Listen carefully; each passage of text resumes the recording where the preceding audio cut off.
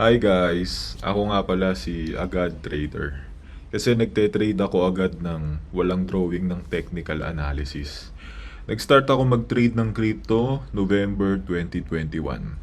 Pinag-aralan ko ang iba't ibang strategy sa YouTube, TikTok at courses. Hanggang sa ma-realize ko ang strategy na gagana sa akin. Patungkol sa technical analysis, more on psychology lang. Sa risk management naman, martingale strategy ang gamit ko. Yung martingale strategy sa trading, technique yan kung saan dodoblehin mo ang mga trade mo tuwing matatalo ka para mabawi mo yung mga nawala mo na pera at makakuha ka ng konting kita kapag nanalo ka. Halimbawa, kapag nag-trade ka at natalo, sa susunod na trade, doblehin mo yung puhunan mo.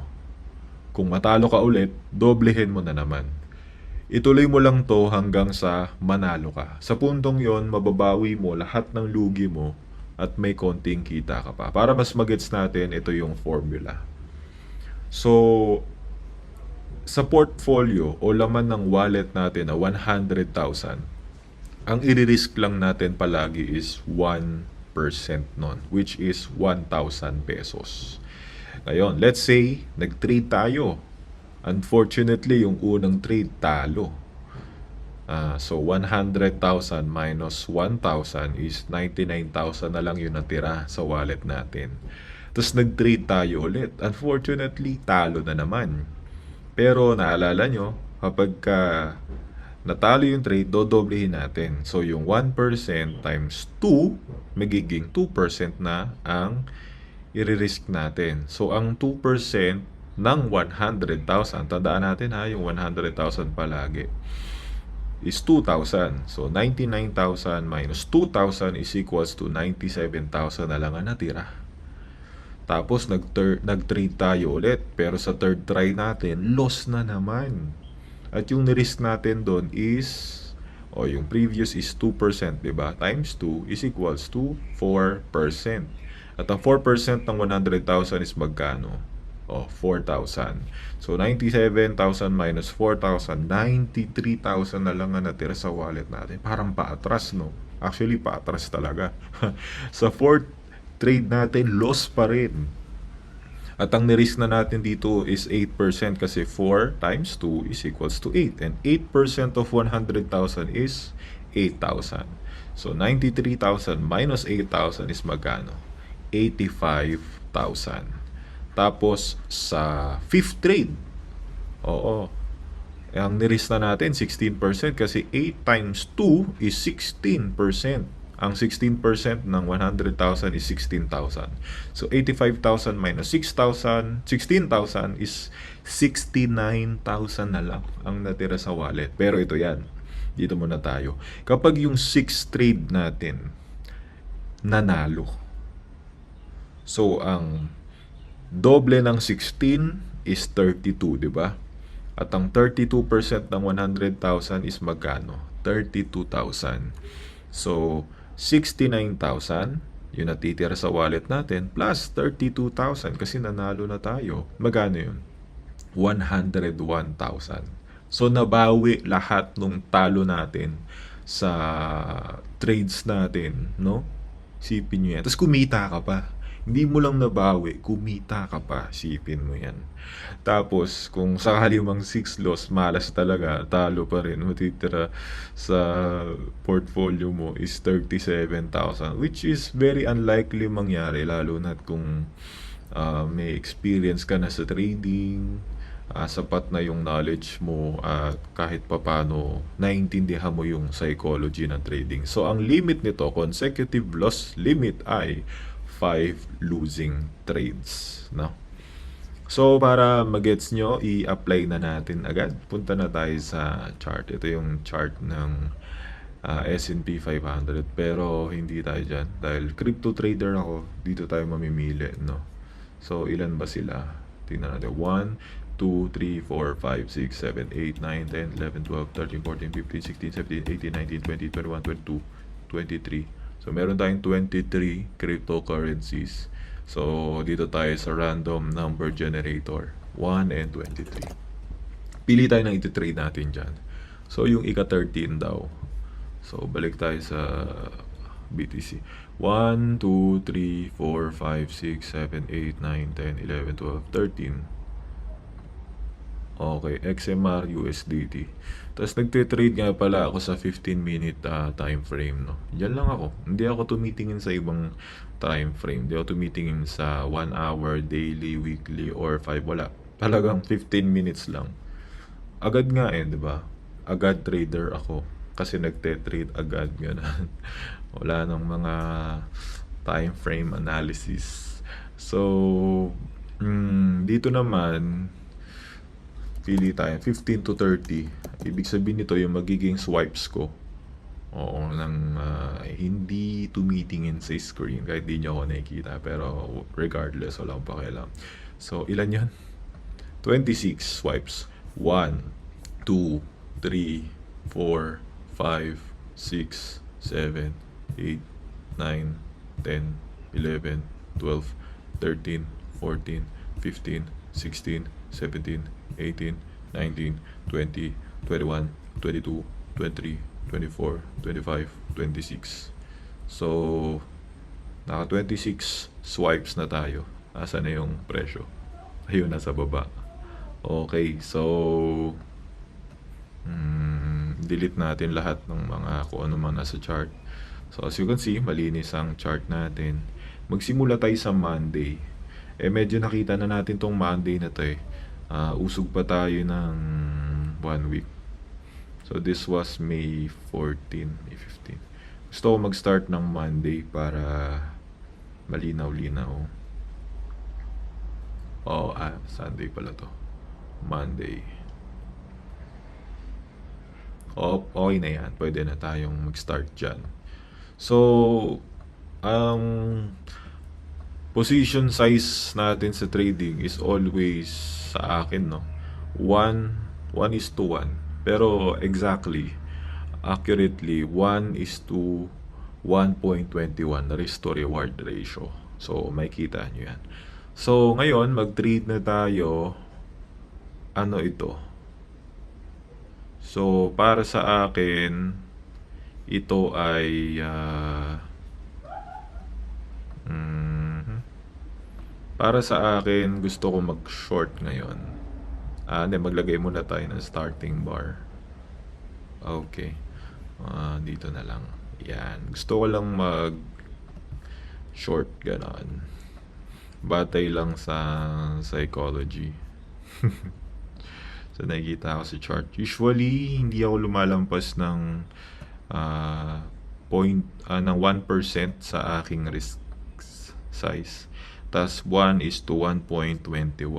Ganyan lang. Kasi, bakit 1.21? Kasi, kapag eksaktong 1% lang, may mga kasi may mga fees. Ito, hindi magiging eksakto yung yung calculations niyan kasi may mga fees kung tawagin at nakakabawas pa yun sa portfolio natin. Kung 1.21, hindi man siya actually eksakto eh. Actually, bitin pa nga rin siya. Pero kahit pa paano, ramdam ko yung dito, yung profit dito. So, paanda rin na natin. Ayun, so ang unang trade natin ay talo. So, tandaan natin, hanggang ilan lang ang limit natin, hanggang 5 losing trade, no? Pero hindi natin papaabutin dyan. So, tayo ay maglo-long position sa pagkakataong ito. Yan, 74. Okay, gusto ko 1.21 talaga eh. Ayan. Ayun, diba? Apakagaling talaga natin. So, nakadalawang talo na tayo. May kita nyo. Ganyan talaga tayo ka-transparent, no?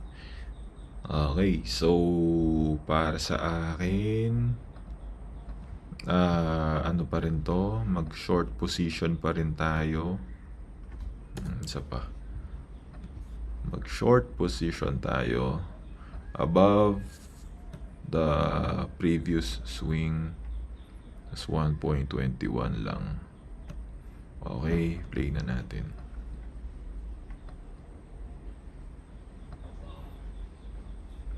So still Monday pa rin, ano. Nakatatlong trades na tayo.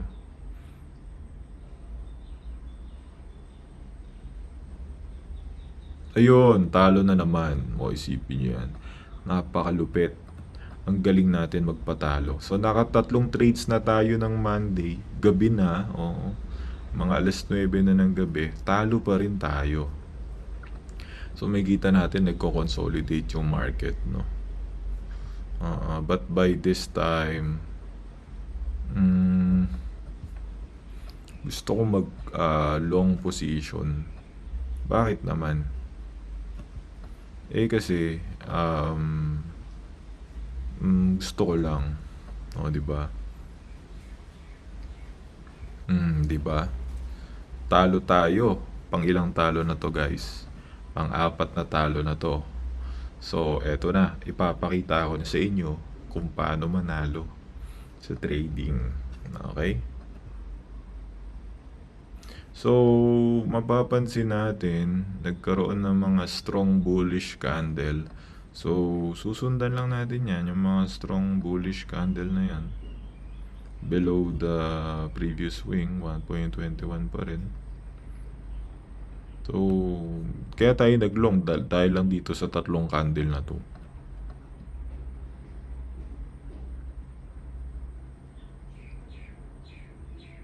Ayun, so winning trade na tayo. Itong pumitik na to, itong week na to, yan na nagpapanalo sa atin. So, congratulations. So, after 1, 2, 3, 4 losses, nagkaroon na tayo ng first win. So, bawi na lahat ng natalo natin, diba? Mamaya, kukumpute natin yan. So, next, ano na sa tingin natin ang magiging trend ng market ngayon? So, makikita natin na break niya yung previous dito, previous high. So, kasi dahil dito, no? So, tas may mga strong bullish candle. So, aakit pa yan. So, ano to? Sabi ng iba, FOMO, ano daw? Sa akin, following the trend lang yan. Let's go. Ayun. Talo tayo. Okay. So, may strong ano pa rin, ano, rejection.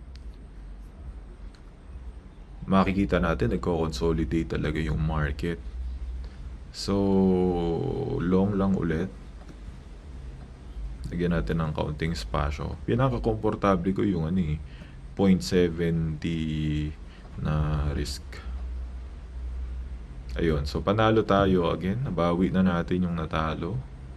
So, umangat na siya. Na-break na naman niya yung preview. Sige lang. Sabayin lang natin yung paggalaw ng market. So 0.75 tas 1.21. Okay, play na natin yung trade. Yun. So nakuha na naman natin. So ang ginagawa lang natin ngayon, sinusundan lang natin yung trend ng market. So ngayon naka-uptrend na ulit si market. Tapos simula nag-uptrend siya, may 1, 2, may pangatlo pa yun eh. Kaya lang pumitik na. Pero pwede pa yan. Musobra nga yan minsan eh. Hayaan lang natin siyang umangat pa. Okay. Ayun. So, nag-reverse na siya ron. Napitik yung stop loss natin. Pero still, ano pa rin yan? Uptrend pa rin yan. Walang atrasan to. 1.21. Play mo na. Ayun. So, tinamaan yung stop loss. Nagkaroon ng parang reversal. Pero not all the time magre-reverse na yun. Usually babalikan niya lang tong price na to. Kasi maraming beses na bumalik dyan eh. So gusto niya balikan bago siya umakyat ulit. Yun yung sa tingin ko lang, no? So try natin. Okay. Ayun. Natalo tayo. So nakatatlong loss na. parang bumabaliktad or pwedeng binabalikan niya lang ulit tong price na to. Sige lang, pagbigyan mo lang. That's so 0.70 ano lang. Okay, 1.21.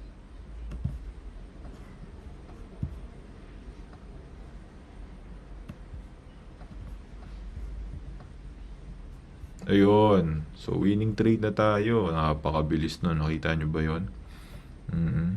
Sa loob lang ng ilang minutes to.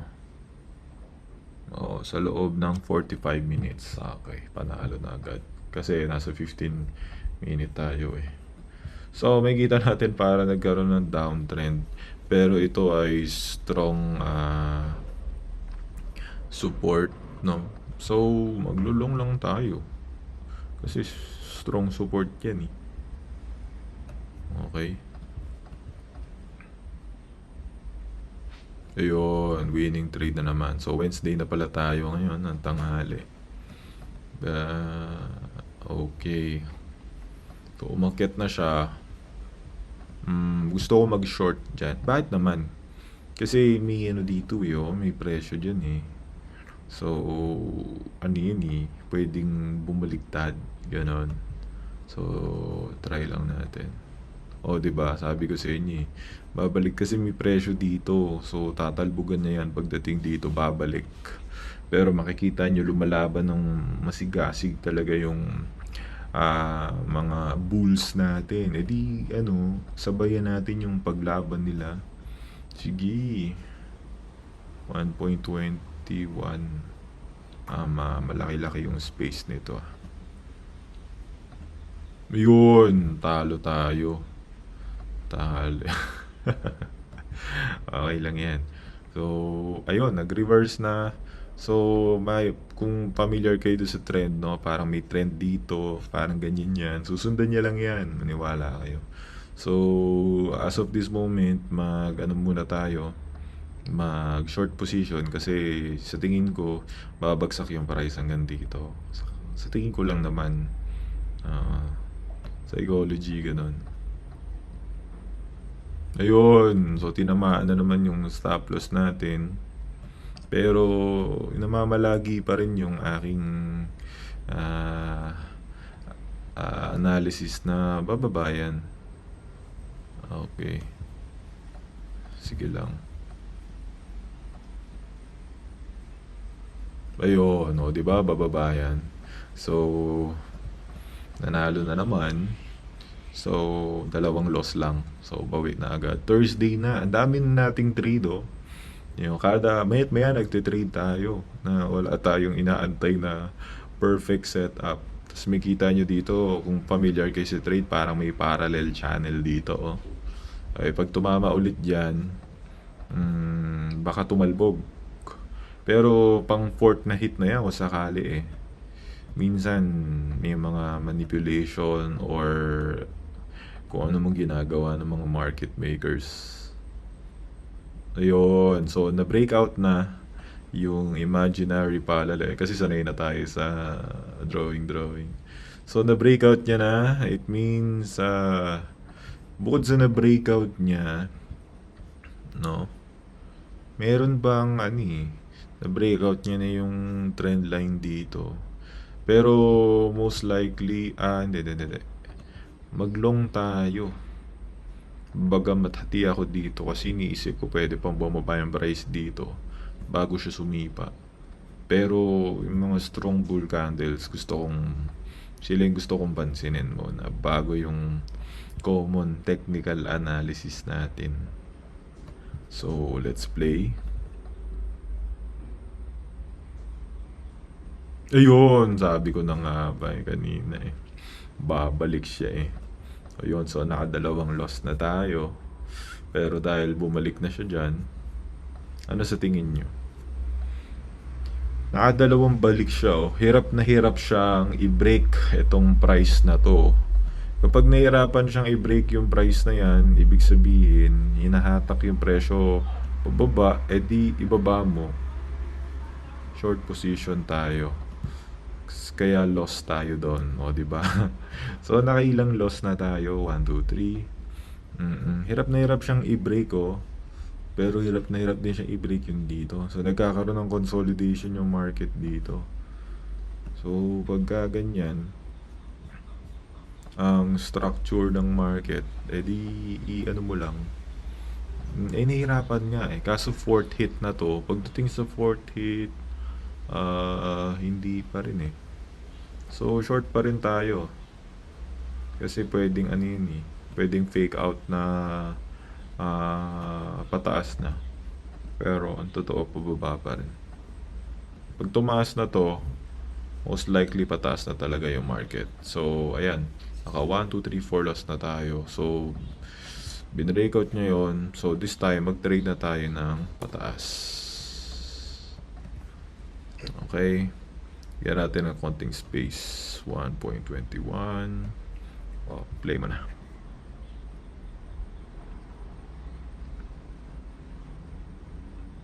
Okay, so panalo na tayo.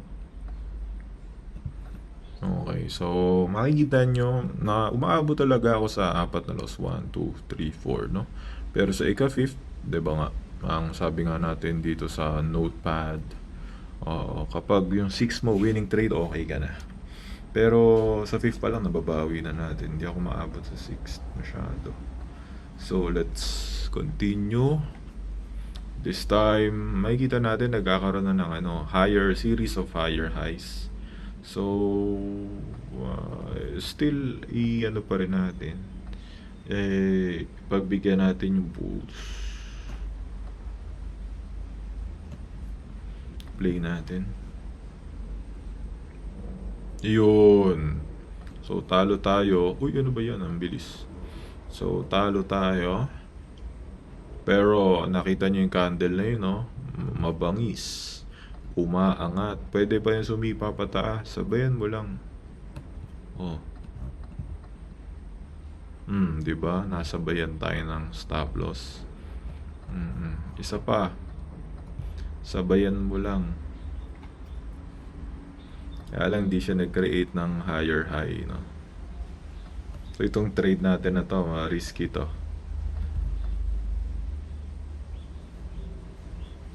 Yun, pero sa pag-risk natin, nanalo tayo. Yun. So, binabalikan niya talaga tong price na to. Ang haba nung mga white candles. Pwedeng no, short. Pero sige lang. Gusto ko pang mag-long eh. Feeling ko aakyat pa siya.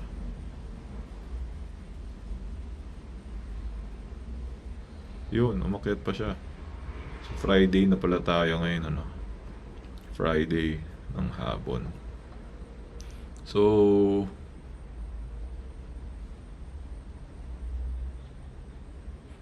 dito parang gusto ko na mag-short dito eh. Bakit naman? Wala lang, gusto ko lang mag-short, 'di ba? Kaya ganun yung trading natin. Batay sa feelings. Ayun, so tuloy-tuloy na yung long. O di habulin mo. Sabi nga nila FOMO. Sabi nila wag kang ma-FOMO or fear of missing out. Pero sige lang. Okay. Ayun, so lost tayo dyan. This time, anong sitwasyon ng market? This time, maglong pa rin tayo kasi parang nagano lang siya, retest lang dito. Tapos babalik pa rin yan sa taas. Play.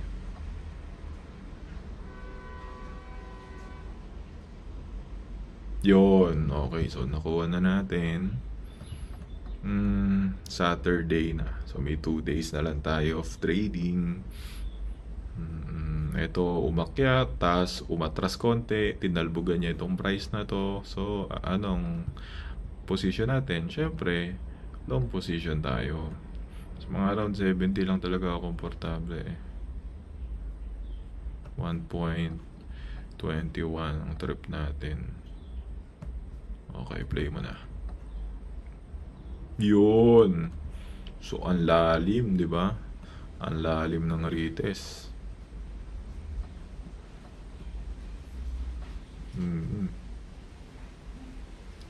One. So, aakyat pa yan. Below the recent swing, ang stop loss 1.21. Then play. Okay, talo. Nakailang talo na tayo. Nakadalawang talo na ulit. So, ayun, nagkaroon na ng consolidation dito. Oh. It means gusto niya ng umakyat. Ganun na ibig sabihin yan. Kasi ayaw niya na sa baba. Yun, pero natamaan yung stop loss natin ng pitik, 'di ba? Last. Isa pa. Nakatatlong loss na tayo.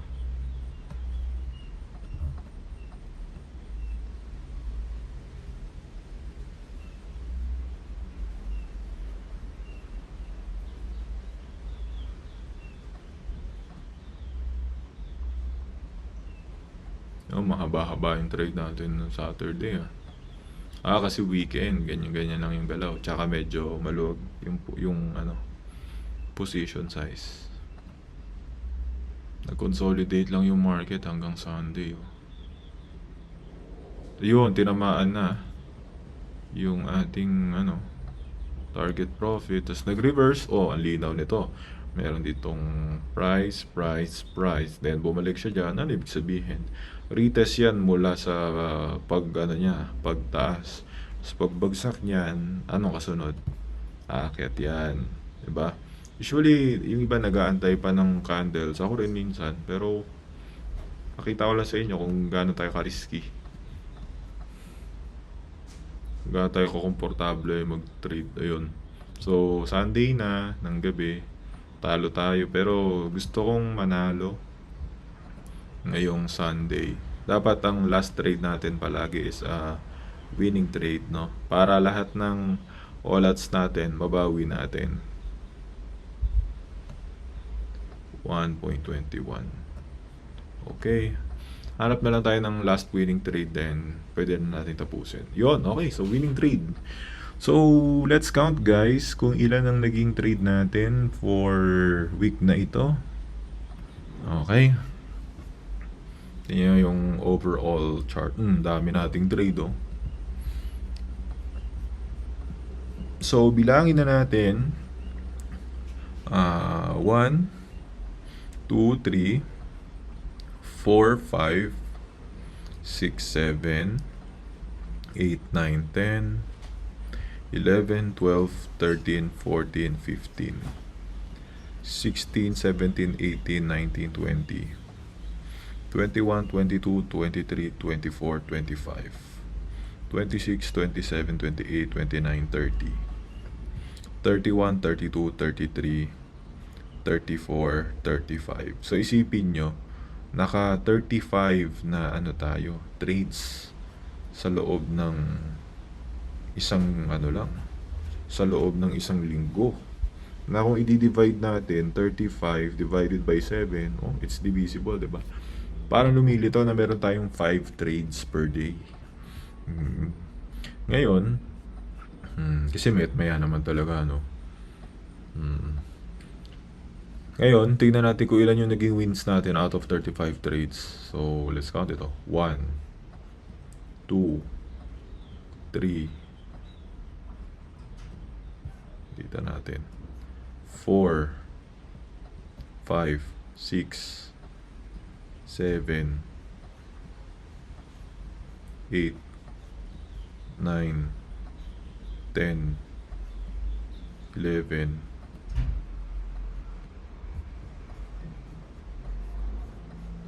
12. Sipin yan. Nakaano lang tayo. 12 winning trades. Pero kahit na 12 lang ang winning trades natin, Tingnan natin sa calculator. So, 12 divided by 35 times 100. Yan ang win rate natin. 34% lang ang win rate natin, guys. Sa loob ng 35 trades, 12 lang yung nanalo. No? So, 34% yung winning rate natin. Pero, ilan ang winning trades natin? 12. At tandaan nyo, di ba? Kada may winning trade, mababawi natin lahat, di ba? So, ibig sabihin, in simple calculation, yung 12%, yun yung profit natin. No? So, gaano man karami yung talo, hindi mahalaga. Ang mahalaga, nananalo tayo after nalilesen natin yung talo, di ba? Ganun lang yun. So, isipin nyo na lang kung babalikan natin. Merong compounding calculator website eh. So, kung meron kayong 100,000, tapos meron tayong 12% per week, no? Sa loob ng 1 month, magkano yun? Tignan nyo. So, 100,000. Tapos 12% weekly. Sa loob na isang buwan, magkakaroon ka ng magkano? 66,000. So, 66% yung profit. Sipin nyo na lang. E, paano kung 10,000 lang yung pera natin? O, kung 10,000 lang ang pera natin, magiging 16,000 after 1 month. Pero hindi nyo gagalawin, tuloy-tuloy lang siya. Sa loob ng 2 months, 2 months, so, magiging 28,000 na siya. Pero kung magti-trade kayo ng 6 months, tuloy-tuloy, yung 10,000 nyo, magiging magkano? 200,000. O, di ba? Ganun lang kasimple yun. Simple lang ang trading, mananalo tayo palagi dyan. So, tandaan nyo, ako palagi. Ako si Agad Trader kasi nagtitrade tayo agad ng walang drawing ng technical analysis. Ito yung day 1, mag-upload tayo ulit bukas. See ya, guys.